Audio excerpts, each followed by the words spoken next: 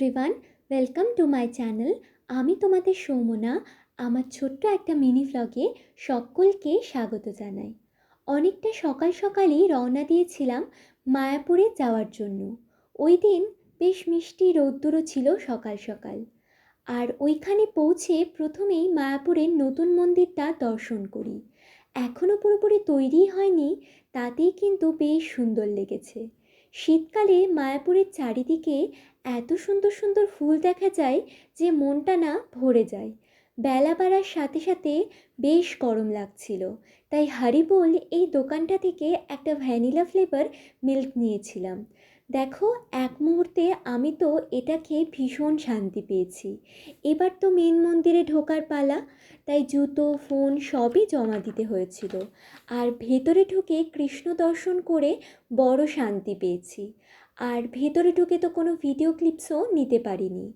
তারপর আমরা লাঞ্চ করার জন্য এগিয়ে গিয়েছিলাম। আমরা লাঞ্চের টিকিটটা ওই 10টা নাগাদ কেটেছিলাম। লাঞ্চ যে প্রসাদ টিকিটটা আমরা কেটেছিলাম ওটা নেওয়ার সেরকম ইচ্ছে ছিল না, মহাভোগ থালিটা নেওয়ার ইচ্ছা ছিল। তবে ওই মহাভোগ থালিটা 8টা থেকে 9টা নাগাদ গেলে পাওয়া যায় আর কি। আর আমরা তো একটু দেরি করে গিয়েছি ওই 10টা নাগাদ, তাই বিশাল লাইন পেরিয়ে যখন ভেতরে ঢুকে প্রসাদ খেয়েছি তখন সত্যি বলতে সমস্ত কষ্টের অবসান হয়েছে। ভোগের প্রসাদে সত্যিই একটা আলাদাই মাহাত্ম্য রয়েছে। তারপর বেরিয়ে ফটো ভিডিও এইসবও তুলেছিলাম। আর বলে রাখি, এই রাধা ড্রেসটা কিন্তু আমি ওইখান থেকেই পারচেস করেছি। বেলা তখন 4টে মতো বাজে, সূর্যের তাপ কিন্তু তখনও বেশ প্রখর ছিল, তাই একটু ঠান্ডা হওয়ার জন্য একটা আইসক্রিম খেয়ে নিয়েছিলাম।